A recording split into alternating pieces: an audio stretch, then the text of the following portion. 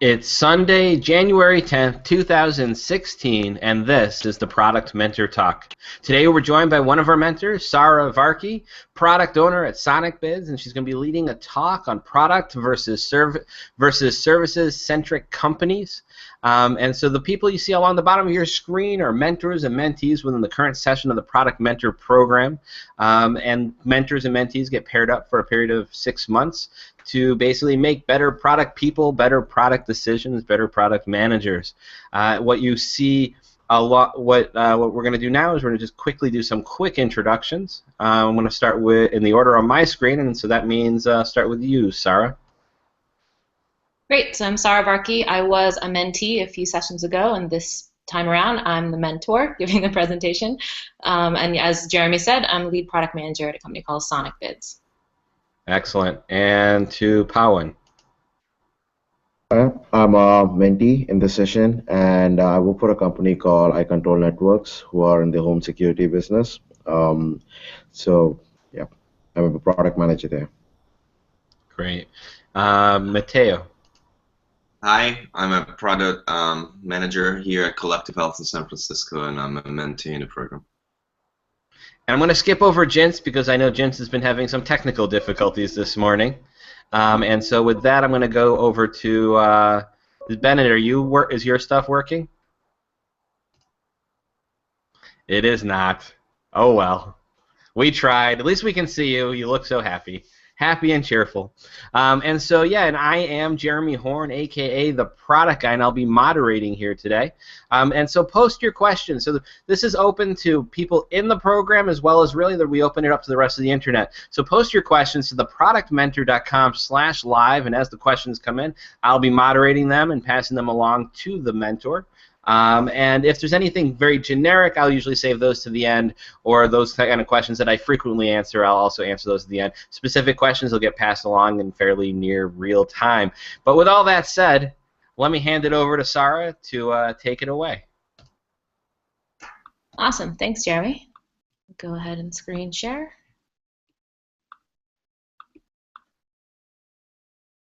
Awesome. So, just kind of a background about why I picked this topic.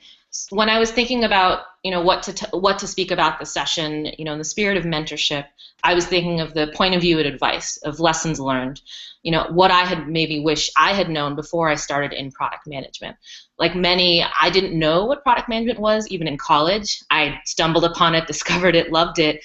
And it has taken me personally a while to figure out of the various types of roles in product management, what's right for me. Sometimes you do have to learn yourself, but hopefully this will give you some guidance if this is a potential decision or option you're making in your career about the kind of sort of type of product role to go into. So during this talk, I'm hoping you can ask yourself, what's important to you? I personally think now having this experience, it's really good to have a variety to be more well-rounded. And if you've already picked your path, don't worry. I'm going to go over some, best practices and how to optimize what you would do in a specific role. So the agenda. What I'm going to go over is the basic context of where I'm coming from, the lens through which I've had my own experiences and what this talk is going to go through, as well as a day in the life compared to being in a client services firm versus a product-based firm, measures of success, dive into various pros and cons, and then wrap up with best practices. So first step of context, my background, understanding everyone has a different experience, so what is the experience that I have had that has painted my advice that I'm about to give you? So I've had experiences across the corporate spectrum. I've worked in large companies with over 8,000 people, with multiple people across the globe, as well as small startups of under 30, under 50 people. So I've had the experience of both having all the resources, structure, and budget in the world, as well as having to be scrappy and make things up and do various roles I didn't think I'd had to do before. My experience has mostly been with digital products. I've worked on desktop software, native mobile apps, responsive web. So this is not going to be coming from the point of view of working on hardware or sort of non-physical services. I've also had a heavy experience, more so, on the MVP/V1 early stage products. So some of these tips and tricks are going to be less about inheriting something that is maybe older, more established, and those, of course, come with their own challenges. I've also had most of my experience in consumer. I know that B2B has its own experiences.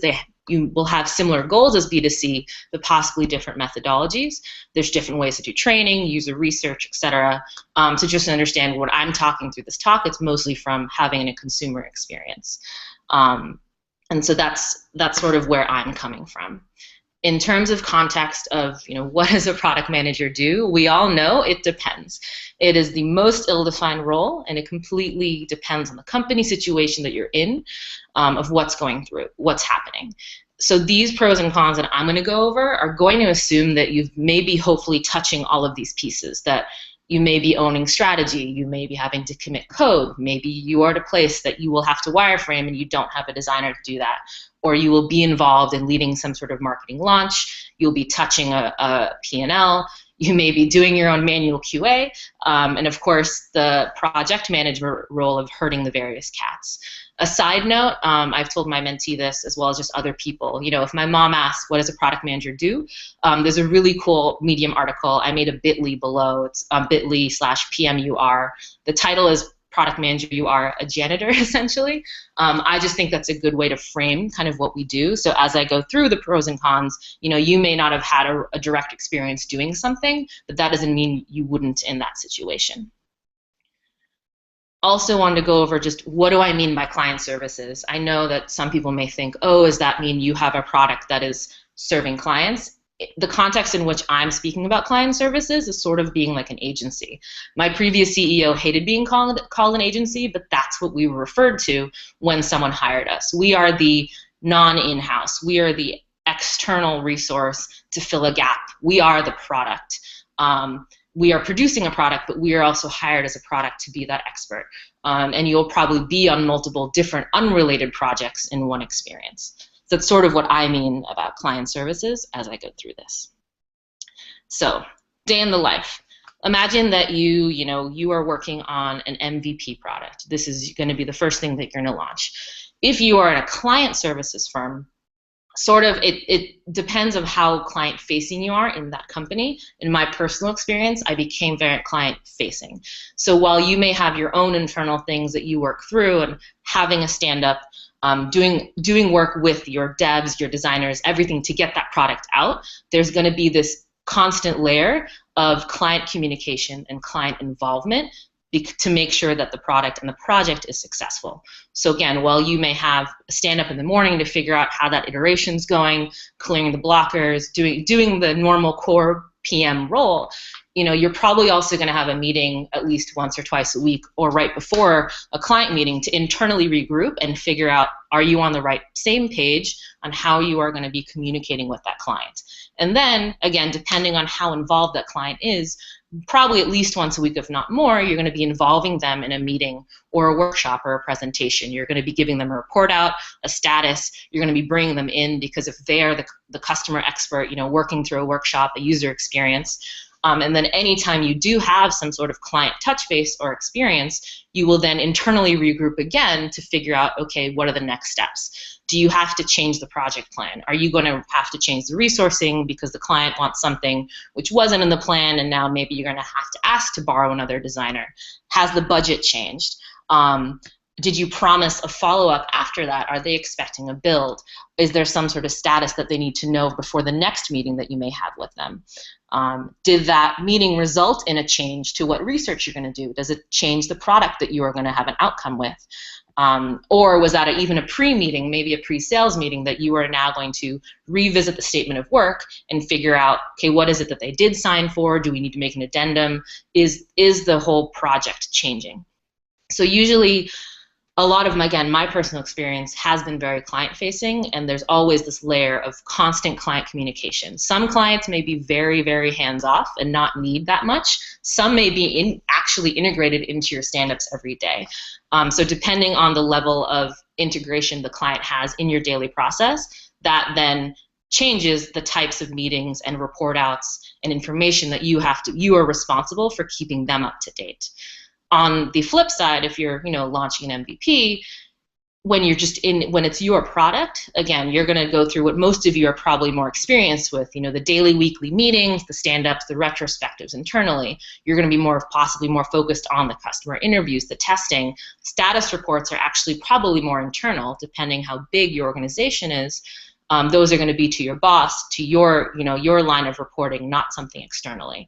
You hopefully will have a lot more time to work on your roadmap. You'll be in charge of dog fooding if that's part of your culture, down in the weeds, bug prioritization, doing launch support, demonstrating, doing demos for the rest of the company, especially if you're a bigger one, on what is the next stage of this product, where are we going, updates to the roadmap.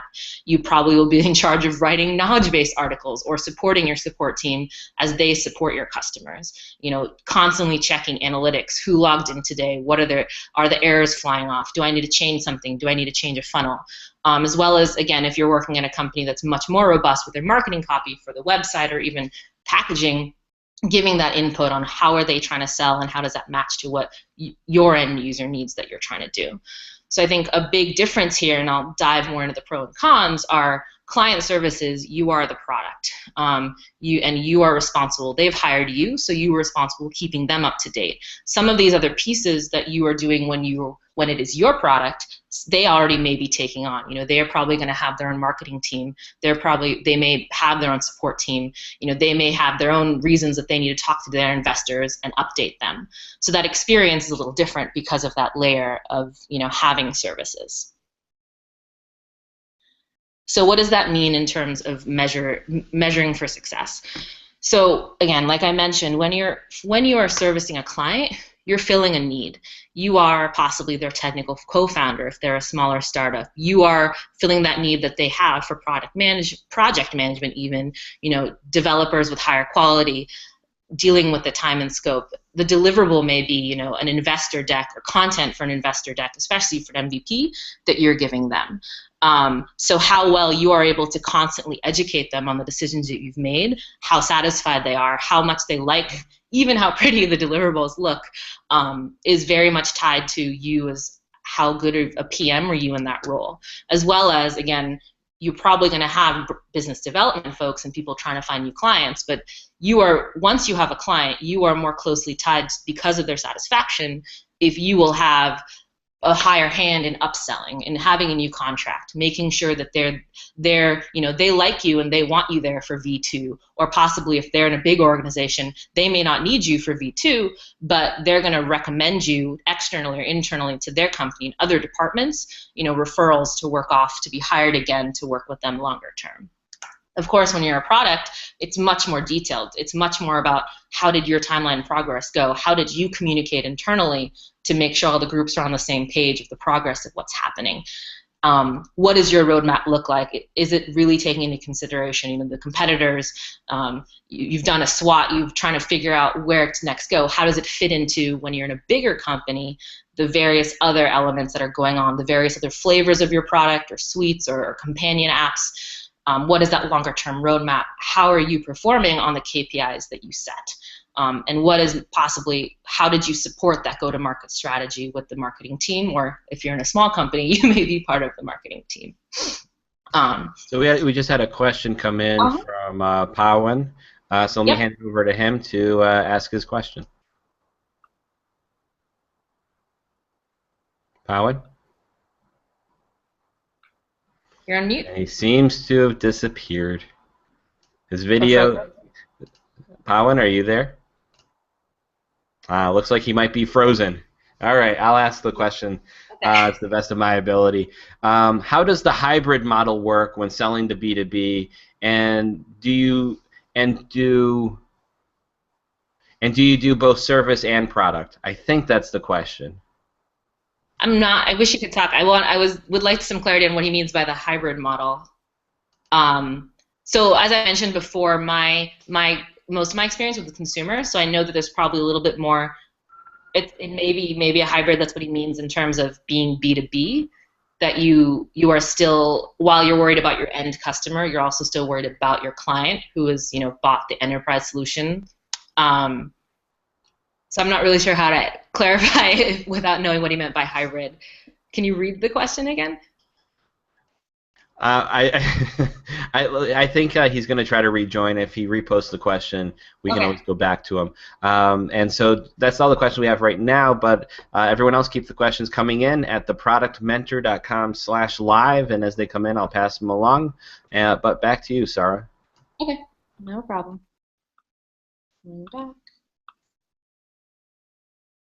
Awesome. So just went through measures of success. So now I'm going to dive into more of the pros and cons, and going through client services first, or if you rather talk about the word agency, going through being an agency first, and then followed up by being in a product-focused company. And of course, it's definitely going to go hand in hand. What's great for one means it's not so great for the other, and vice versa. But I'll try to explain as best I can. So, okay, the pros of being in a services firm, the pros of being in an agency. The TLDR, if you're not going to listen to the rest of this, the biggest thing is there's no shortage of exposure. There is so much variety. It's a smorgasbord for you to pick from. I actually just did a tally, which I hadn't done before. In 3 years, I worked on 30 completely different types of projects and products in various stages, be it from early stage strategy all the way to possibly launching a V1 and V2 or support. So that sort of breadth is kind of unparalleled, and you can't really get in a product firm, at least in that short time frame. So of course the variety is going to cross various types of industries, working with a car valet versus working with hair blowout versus working on Google Zeitgeist or something else. There's no comparison to the different types of industries you're going to work with, the different types of user types that's going to challenge you what you think you know about one user versus another, and then, oh, they're in a different situation. That user flow doesn't work. Again, working on the different business models. Maybe you're starting with freemium, especially if you're with a lot of newer products, but everything doesn't have to be ad-based. What if there's certain services or version 2s are in the roadmap that you can think of that, once they've proven their point and proven their market, that you're going to just get exposed to different business models, as well as company structures. Again, these people are coming and hiring you, so you don't really have a say per se in who you're working with. It may be a team of 2 co-founders, and again, you're filling the gaps while they're running around trying to fill their other gaps, or it may be a massive company with multiple different wings, and you're only talking to the right hand. But it's just a really good way to learn and see the different ways that companies are set up. How do they treat product? How do they treat design? How do they treat technology? Is this a companion to their biggest service, or are they pivoting and this is going to be their core product? As well as technologies. Like I said, while most of my consulting experience was focused on mobile apps, that didn't necessarily mean that they're all native. Some of them were responsive, some of them, a proof of concept. Maybe the end goal was a mobile app, but the proof of concept would have been, a landing page, a responsive website, going through prototyping, but understanding the different technologies that exist out there versus just being focused on one for long term. Again, there's the variety of personalities. You're going to learn really quickly what types of people you get along with, or maybe what types of people that you have to learn to get along with if you didn't know about that before. Especially when you're client-facing, there may be multiple cooks in the kitchen, and you have to quickly hone in on who's the decider.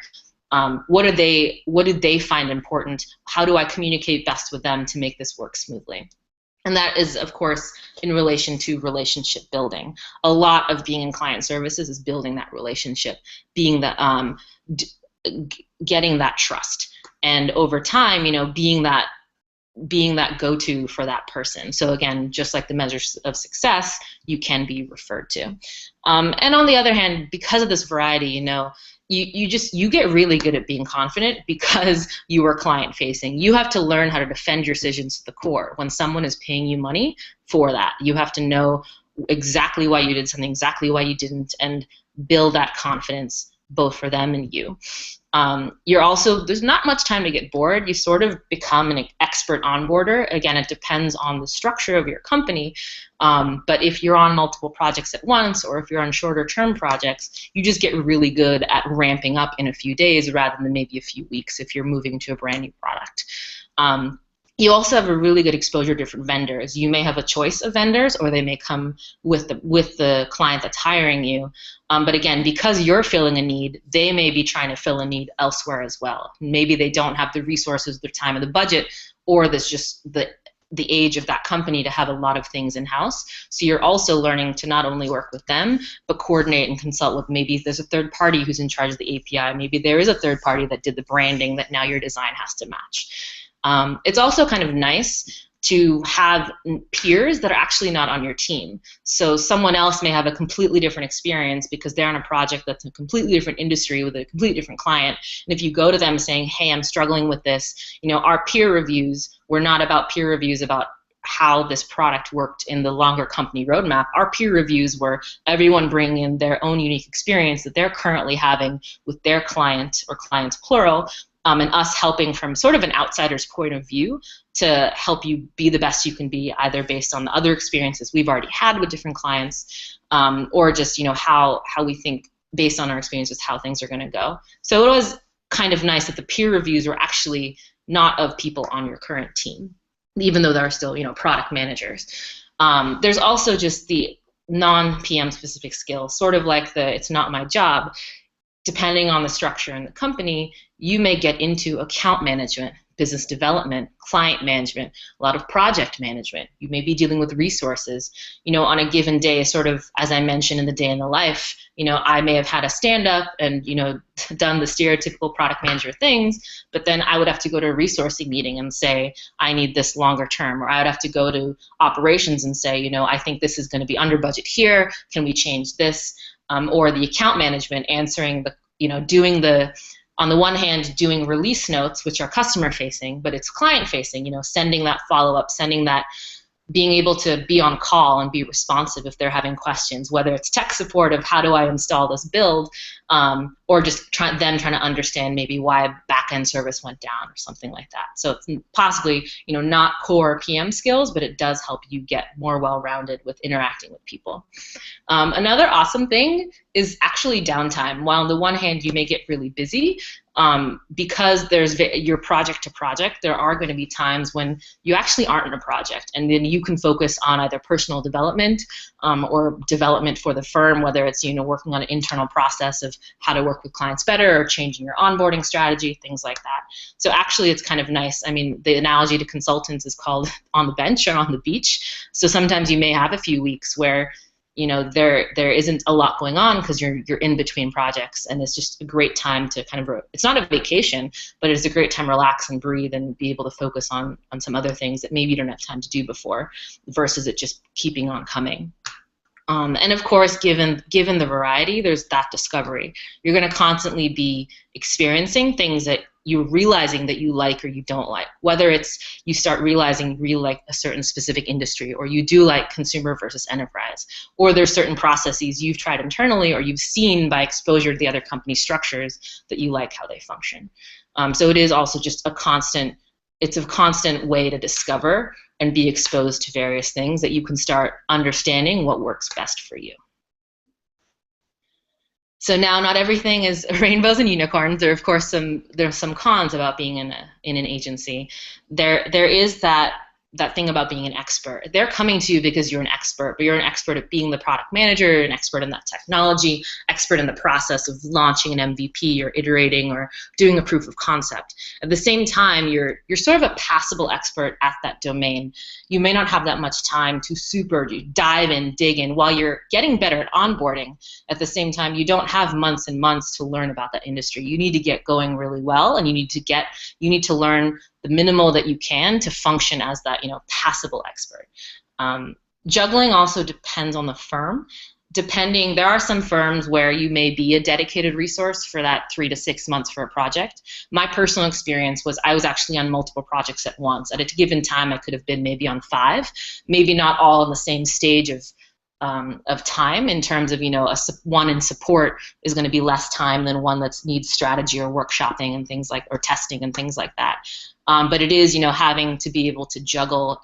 It's like the opposite of focus, being able to handle different industries and different stages at the same time. which some people maybe will not enjoy.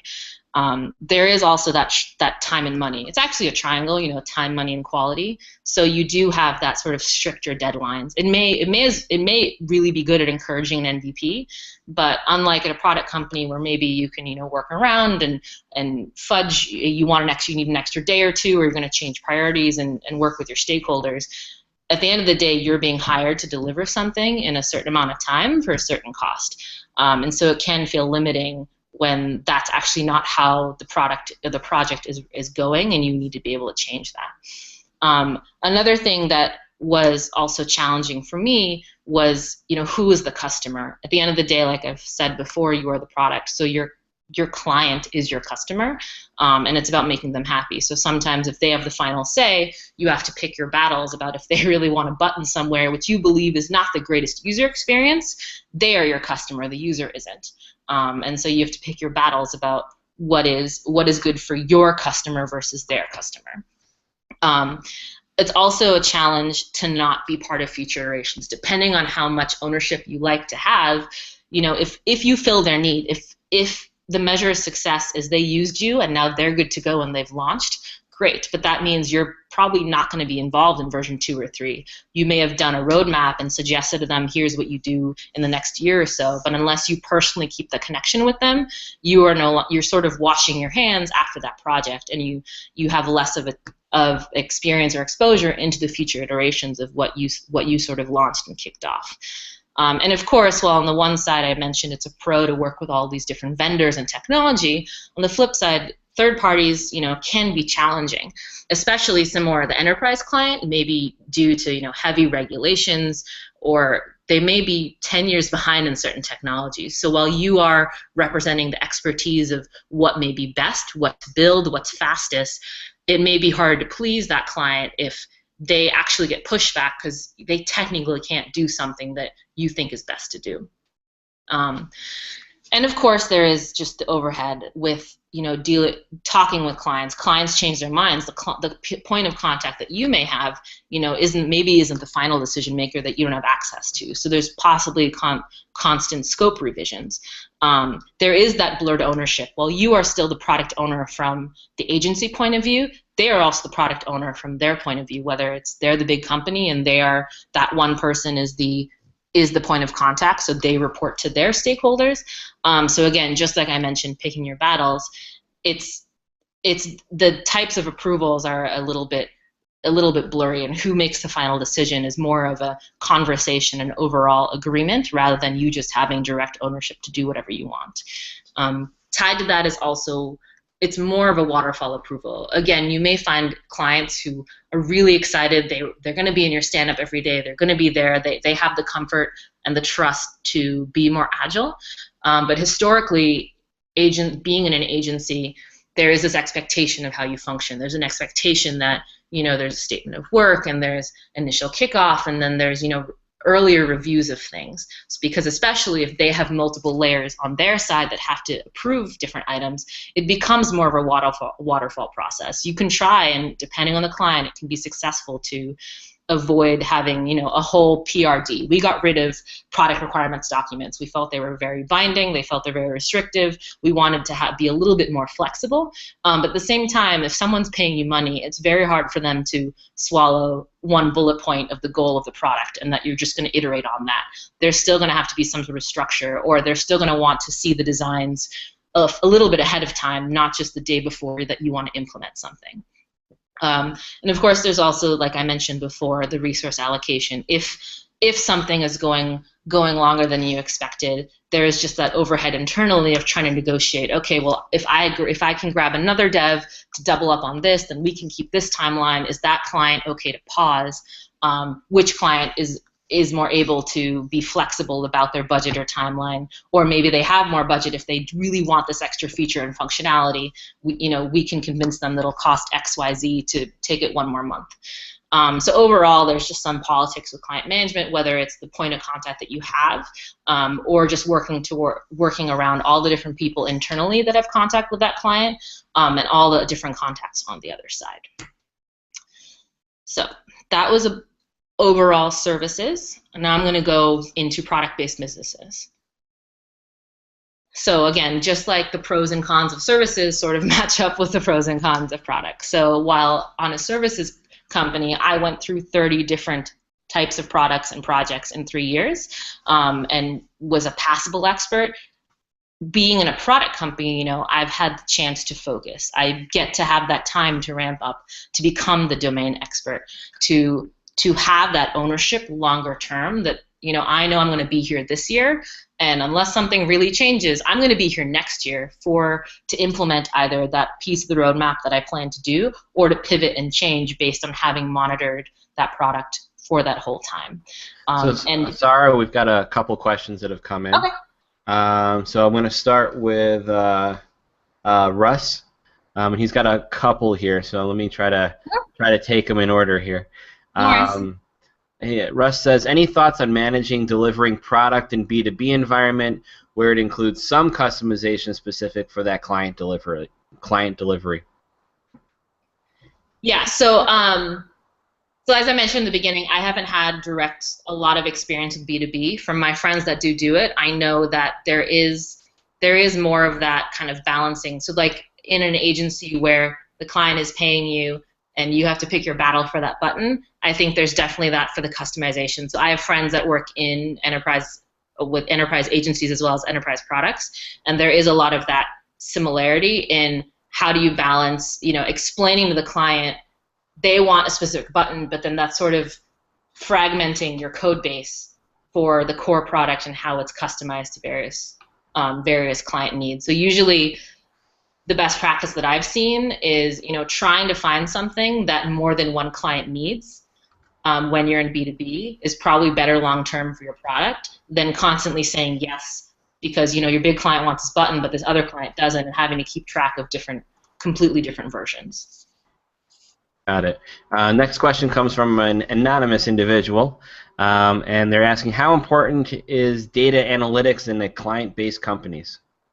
Good point. Good question. So I would say, again, based on my experience, if they haven't hired you for that, then it's less important.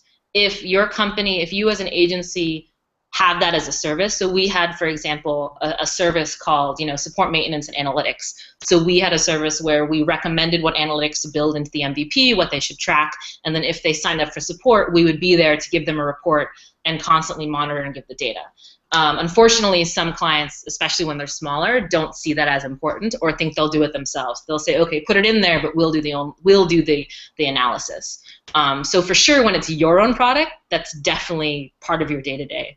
No questions asked. When it's someone's hiring you, it's going to completely depend on whether they see that whether they have that as a need and feel that it's important enough to get externally versus do themselves. Okay. And Russ has another question, and he says, are you implying that working with lots of different businesses, doing lots of different things, is a business pro or a personal pro? I don't know what the business pro would be, but I think it's a really good personal pro. I think, again, it's at the end of the day, it was a great experience for me to learn, yes, I like this, yes, I don't like this, and having, quicker exposure and experience with items that maybe I wouldn't have had in another lifetime had I just, jumped from one product to one product every few years. All right. And the next question is also from Russ, and Russ asks, if you could do it all again, would you be an expert in product or services? So my bias, I'm back in product. I like product. So but like I just said, I wouldn't skip what my experience was. Those 3 years of 30 different products was really challenging, but really eye-opening. So I wouldn't change what I went through, but I'm glad that it helped me figure out that for the longer term, I want to be in a product-based business. All right. And there's other questions, but they're more generic, so I'm going to save them for the end. So with all that said, back to the presentation. Sounds good.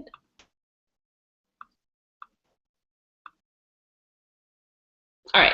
So back to the pros, and this is possibly why also the bias that I have if I'm back and being in a product owner role. So I was going through, being able to be that domain expert, being able to own something, long term, be here this year as well as next year. I ideally, if you're in a company that's already bought into the agile mentality, you don't have to do that convincing to be able to iterate. That's going to be part of your culture. It's easier that you can do that every day. And as I mentioned before, having that hand in the longer term roadmap is just really good, at least me personally, for my own satisfaction to know that if I say I want to do this next year, I will be here next year to either do it or change why we're not doing it. As well as internal, again, while in an agency, you're going to have other product managers that are your peers that have completely different experiences than you.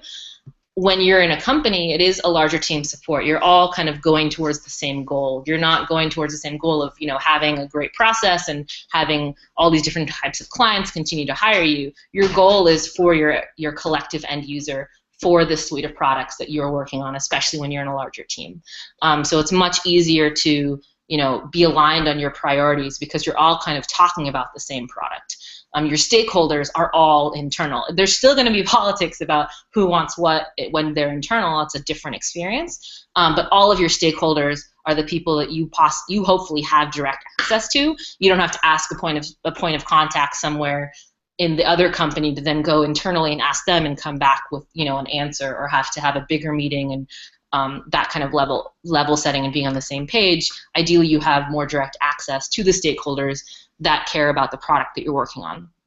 You also have a little bit more, I think, at least in my experience, flexibility with resources and budget. Again, when you're working with a client, they hired you, they set a budget, and that's it. While you have budgets internally, for sure, when you are that internal resource, again, in my own experience, I've had experience that being more flexible. You can talk to your boss about, well, if we don't launch on this date, can we launch this, and can we change this? And you have all the pieces of your chessboard in front of you that you can work with internally to figure out what can happen.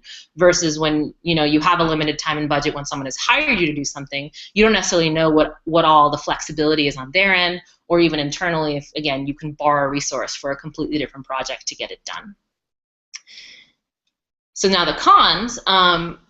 One thing that I have noticed that I've seen both as myself as well as other people in these kind of roles is it's sort of this level of comfort that you could get if you stay at a product for too long. I've heard people, they're just kind of bored, or it's that fallacy of you think you know your customers. You've worked with these people for so long, or you've surveyed them for so long, you start to miss where things are changing. Again, this is the bad product manager side, but you get kind of sort of complacent. You're used to the rhythm. Your boredom definitely is subjective, and I'm not saying that if you're in a product company that you would always get bored, but there's this tendency that I have seen in peers and even myself in previous engagements of, you just get used to how things go, or maybe there's less challenge to be, disruptive. If there's a process that's in place, especially in a bigger company, of how things are done, well, that's how things are done. This is how you do user research. This is how you do this, versus constantly being challenged to think of different ways to do it because of a constraint on budget, or because of a different kind of client or different sort of industry that you're not used to. And of course, there's always that horrible rut of the feature fallacy. You have this cash cow. It may just, instead of breaking off and doing different products, you're measured on adding more features to the thing that's already working. And you may get something bloated. You may get something that is still generating cash, but you may find it harder to iterate.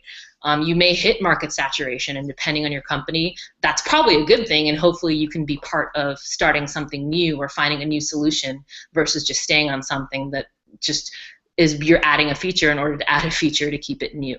And of course, when you're in a internal firm, there's always a possible decision that the product that you're working on could get axed. Your team itself could either not be seen as valuable, or your members are, but the product you're working on is not valuable. So while you have the flexibility, hopefully, to find another home in that company, when you're at a project-based firm, when you're at an agency, if once that project is done, you have your downtime, and then a few other projects are in the pipeline to pick up. So there's less that stress of, well, I don't know my job security next time. If this doesn't work, well, that's fine. If this one project is done, you have something else coming up in another month or so. So that's sort of the flip side of being in a product-based firm, from, again, my own experience and talking to some of my peers. So the next question comes from Russ again. And Russ asks, just a moment, and Russ asks, do you have any methods or experience to deal with those negative items?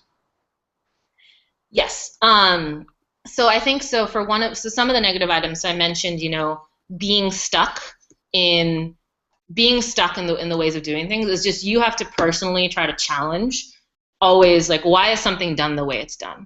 I was a psych undergrad, side note, with Anthro undergrad, and one of the best stories I ever heard was there's a story of this little girl who asked her mom, "Mommy, why do you cut the sides off of a ham before you cook it?" And she's like, "I don't know, ask your grandma, that's how she did it, I just copied her recipe and her method." "Okay, grandma, why do you cut the sides off the ham before you cook it?" She's like, "I don't know, ask your great grandma, that's what she did, I just do it that way." Then she goes to ask her great grandma, "Why do you cut the sides off the ham?" And she's like, "Because it couldn't fit in my pan." Right? There's always a reason that something started which may not be applicable anymore. So when you're in a product company, especially when you're newer, and this is definitely what I did, I was just, this is how you do it, and I'm assuming there's a really valid reason for this is why you do it. But if you want to make sure that you're not falling into a rut of this is just how we do it because that's how we do it, you want to constantly keep up. You want to, go to Jeremy's meetups, go to other meetups, see what things are changing out there, see the different processes that can happen, continually challenge yourself. This works and it's great if it works, but what if something else can work? Can you do internal experiments? Is there, the next iteration, or is there something else that you can work on to try something out, and then bring it to the big organization of maybe we should change it, or for this type of product we can change it. I think also just for the bloated cash cow, the benefit of being in a larger company, while you may have this bloated cash cow that you just keep adding a feature to because that's what's making you money, hopefully you can get to a point where there's a culture of, like hackathons, where there's 20% time. You want to be somewhere where they actually value trying to find new sources of revenue, new ways to solve a customer problem. Or, I've worked on products where if you go through the customer feedback, one of my onboarding experiences personally was I had to go through and answer questions. In order to learn the product, I went through the forums, answered questions. And I saw, for example, some people were trying to use something differently than the product was meant to do. So then I made my own side project, and I was like, well, people are upset because they can't do X. It's meant to do Y. So is there a way to solve for X with either the current product or a different product? And ended up championing a completely, like, a side version of that product to help a different sort of end user that originally started thinking that they'd do the original thing. So I think it's just constant. It's trying not to let yourself be complacent, to battle that kind of complacency. Excellent. All right, keep the questions coming in to the productmentor.com/live. And with that said, back to you, Sarah. Okay. All right, so, well, I'm actually getting towards the end. So kind of now what? Now that I've gone through, the pros and cons, the different types of experiences that you have in a product versus, agency kind of experience, what are those best practices? How do you optimize? Similar to what you're kind of measured on in terms of your measures of success, how do you make sure that you are the best that you can be in whatever role that you decide to do? So for client services, of course, there's overlap, but specifically, if you're an agency, if you've been hired, as I mentioned before, your primary goal is to build confidence. You don't want them to wonder why they hired you. They're trusting you with their money, their time, possibly their entire company if this is their MVP for a startup. You need to build confidence that you are making the right decisions for them and that you are informing them and involving them in their decisions depending on how involved they want to be. If you're juggling multiple clients, every client's important. You can't just say, oh, well, this client is paying us more or we're doing longer term, because then if you're starting to ignore another one, again, where is that confidence? Where is that trust? Trust is very important. They want to know that you're making the right decisions for them if that's what they hired you to do. One thing that I learned the hard way was, even when you're internal, details matter. When you are talking to someone externally, they don't necessarily need to know the details. They don't need to know that this dev was sick and then that QA guy didn't happen and so that's why that build is late. They don't need to know the details of all their different possible options of prioritizing something. You have to be really good at summarizing, what are the key points, what are the key things that you need their approval or decision on and why, and not kind of the forest versus the trees, not really have the details ready, because they may need it, but don't assume that that's what's important. They hired you, again, to be that expert, to trust you, and they just need to understand and feel comfortable that you're on the right track based on the summaries of what's going on. Again, you kind of want to avoid no. I mentioned you have to pick your battles. You're not going to have a great client relationship if everything they say, you tell them they're an idiot, or you tell them that that's not what to do, or you tell them that's a bad idea. You have to, just like you would with an end user, trying to figure out what they're solving for. Here, your customer, something is important to them. So if they want a button, if they want a feature, try to drive down. What is it they're solving for? Are they solving for one of their stakeholders that want a certain thing? Are they solving for their marketing team wanting the cool feature? Are they solving, again, for what they think is important to their end user, but maybe you've done research to talk about it otherwise? So instead of saying no, is there a way to really push them as to why and figure out, what is important to them, why, and maybe at the end of the day building a compromise or having them feel comfortable about them deciding on their own that it's not a priority versus you telling them that it's not. There's also, again, being really diligent about what's client-facing and what's internal. Ideally, in a perfect world, you're completely transparent with everything that's going on, but either if it's not worrying them about the details, or maybe it is internally you're trying to juggle who's budgeted for what, which dev is doing what, you want to make sure you're very careful about, a draft that's an internal presentation versus a final that is external that then they may take to everybody else. Again, they may be so involved that they're working with you on a draft, but maybe that's not ready for their stakeholders' eyes, and just making sure you're very clear about what's external facing versus what's internal facing, and maybe a work in progress. And always with clients, next step matters. Again, going back to that confidence, they need to know, okay, great, we met today, what are the follow-ups? What's the next step? How is this project plan going? How is this wrapping up? They want to know that you've kept the train on the tracks, even if the destination changes. Maybe you had a meeting and you're pivoting on the goal. They want to make sure you're still keeping that train on the track and running efficiently, and they know what's coming up next. Like what's the next station? So on the opposite side, if it's your product, while on the client side, you want to be very confident, very, very trustworthy, very, you are the end all be all. Sort of the opposite when it's just your product, right? You don't want to be that person dictating to your developers and designers, this is how you do it because I know best. When you're in a product-based company, it's better that you're humble. It's better that you're being very inclusive and making sure that everyone, every voice is heard, everyone's involved, and you aren't, while you may be the owner and the final decision maker, you're not the dictator and you're not the only one that knows best. At the same time, you have to do that balancing act. When you're client-facing, there's, you're the point of contact, and then they have a point of contact, and then you have to manage everything else. When you're internal, you want to make sure people are included, but you also want to make sure that they're not so siloed and so out of the scope that they come in at the last minute and drop a bomb. Marketing comes in and says, what about this? Or customer support comes in and says, well, that's not a problem at all. But you also don't want, design by committee and everyone and their mother being in every kind of iteration or stand-up for what's going on. So I think when you're internal of essentially, you are also trying to balance like who's involved at the right time. Again, like I mentioned in that article, that you're a janitor essentially, which is a really good, funny article to read.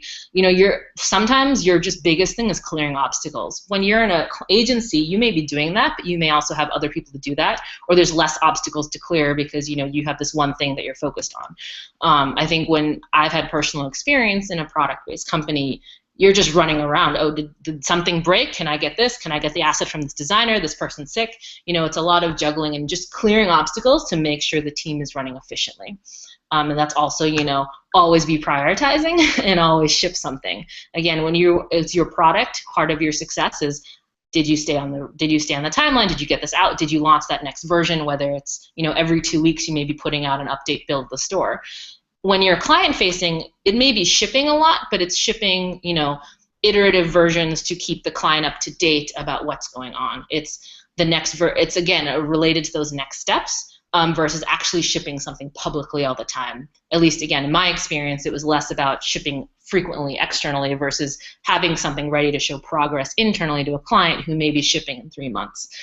And of course, there's always overlap. Like I mentioned before, relationships matter. The types of relationships you have are somewhat different. The relationship you have with the client, again, you're representing your company, you're representing the confidence, versus internally, you're representing the user, and the end user but still making sure that you're on good terms with your developers, you're on good terms with your designers, and you're just not just telling them to do things.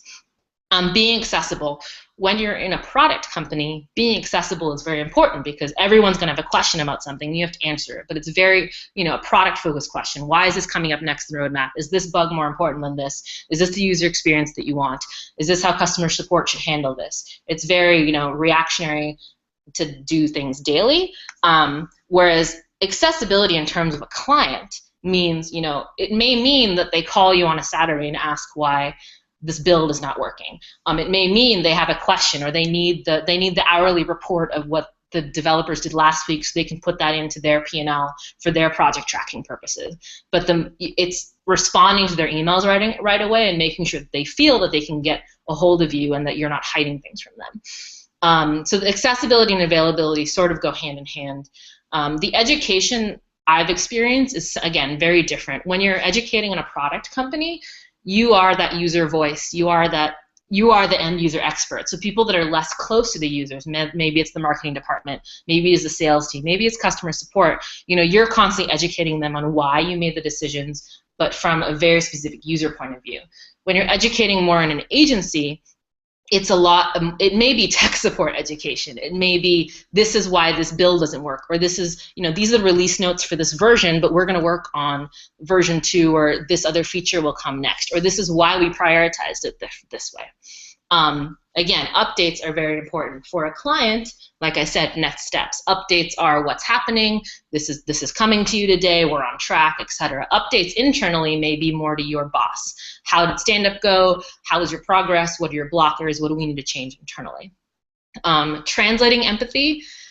You actually have to do that on both sides. Again, that user voice. I've personally found that it's a little easier to do this when you're in a product-based company, when everyone is becoming more so less an expert of the same user. When you are facing clients, sometimes they may come in, they are the SME, they are the expert of their domain, and they have hired you to make a digital solution for their end user. But so sometimes it's more the education translating, customer empathy about the experience. They may be right that their end user needs to do X, Y, but the how may be different, and you may spend more time educating them or walking them through, this is what a user flow is. This is, this is what the user experience would be and why that's important. Again, filling gaps. When you are in a product company, depending on the size, the whole, product manager wears different hats. They do their various things. The gaps that you fill, you're still going to fill those gaps in a client services firm. But again, if you're in an agency, those gaps may be different than a product-based firm. So if you are an agency, you may be that account manager, you may be that project manager, you may be dealing with business development and getting a statement of work signed or estimating how much something's going to cost them. Whereas you're filling the gaps in a product-based company. My personal experience recently, you may just be doing manual QA or picking up some of the design and things like that. And of course, in both experiences, there's always that triangle of quality, time, and cost. And you will always have to descope. But those kind of discussions, again, are very different. When you're descoping internally, depending on who your stakeholders are, you are the final say. You are the product owner. You are the expert. And so at the end of the day, while you want to have everyone included and everyone on the same page, you're still making the decision. When you are descoping from a client services firm, usually it's more of a discussion of, again, their time and budget. If they really feel that a certain feature or functionality is super important, then it's a conversation of, okay, well, what do you want instead? If you can't change the launch date, we need to descope based on time. If you can change the launch date, can you change your budget? And can we change, you're going to be mentioned in a magazine next month. Well, we can't get everything out by next month. So it's a longer conversation of having them prioritize, which is may not be part of their day-to-day, unlike it is when you're working internally at a product-based firm. So basically, to wrap it up, I'm not here to tell you what you should and shouldn't do. It's somewhat important for you to know what experiences that you want to have, or what do you think, maybe you already know what you like, and making sure that you stay on that right path. Again, like I mentioned before, I'm really happy I had both experiences. When I first started in product management, I didn't know that there was this agency side, that you could be hired, that you could have completely different experiences over 3 years, that you could be more of an account manager, that you could be involved in estimates and statements of work and all these other things that I didn't think was what you did as a product manager. So I am personally very happy that I had that experience and that I'm now able to, that helps me feel more well-rounded for various different reasons. So it's kind of up to you guys on, you know, what is it that you find important and what is it that you want to learn as you grow as a product manager. That's it. Great. So we've got one final question from Anonymous. Anonymous asks, I come from a data science, data analytics background. What kind of companies look for product managers with these specific skills?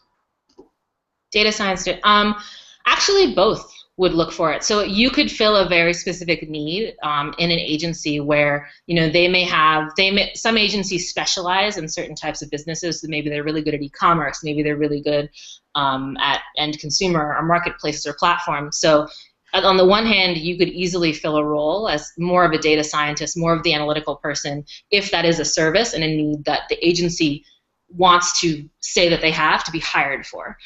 So I can definitely see, you know, looking around if they really want an analytical PM, because part of their service offering that they say that they're experts in is doing that and filling that gap for another firm. And then I would say it's more likely, though, that you would find that in a product-based firm. You know, like I said, I've had much more experience having to check analytics every day when it's my own product day in and day out. And so the more data-oriented you are, especially, you know, in a company like Amazon, you know, you know that they're tracking everything every day and every little change they make, every little test that they have. So if they're a very data-heavy testing culture, and it is their product, for sure you'll have those roles there.